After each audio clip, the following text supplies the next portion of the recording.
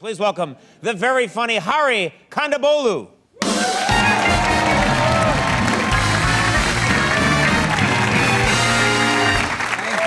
Thank you very much. So great to be here. So before we begin, I'd like you all to know that the theme of my set tonight will be colonialism. Which is why I am speaking only in English.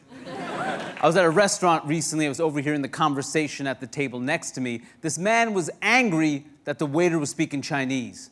It should be noted at this point, we were at a Chinese restaurant.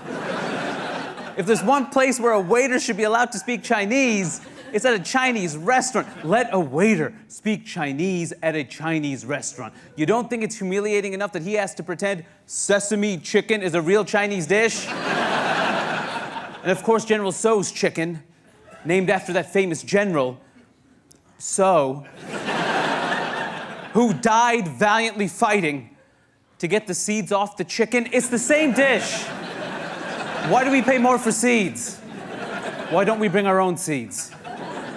So I was overhearing the conversation further, and this man was making a brilliant argument about why English should be the national language of this country. Here's his argument. When in Rome, you do what the Romans do. That was the whole argument. He used a cliche, which offended me because I have really strong opinions as well, but I try to justify them with facts and logic, right? I don't use cliches. Like, I'm pro-choice. I have really strong opinions about why I'm pro-choice. But you don't see me up here saying, I'm pro-choice, so don't count your chickens before they're hatched. Really? That's all I have to offer you? That insensitive cliche? When in Rome, you do what the Romans do. Doesn't even make any sense. Because Rome was an empire. You didn't go to Rome. Rome came to you. Amazing. People using cliches to justify bigotry. People do this all the time. How do people justify homophobia in this country?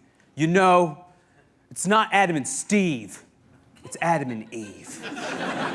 Look, technically that is true. It was Adam and Eve. But if you remember the story, it was Adam and Eve and a talking serpent. I feel like the talking serpent throws the whole account into question. I don't know how true this is. There's a talking snake involved. Maybe you shouldn't base your values on a Jungle Book type scenario. What would Baloo do? I'm a huge sports fan, which usually surprises people, because look at me. Why would I root for my natural predator, the athlete?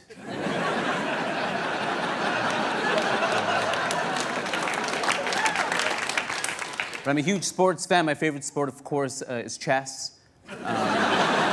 Huge chess head. I was playing recently. I was losing. I had me, the king, and a pawn left. The other side, if I remember, had 2 rooks, 2 bishops, knight, king, queen, like 4 or 5 pawns.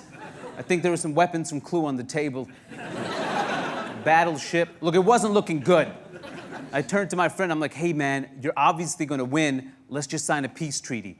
He wasn't interested. I'm like, come on man, you already killed my wife. That was messed up. Yeah, we killed your wife too, but somehow one of your pawns came over to my side, turned back into your wife. You're using sorcery. This is more of a checkers audience, apparently.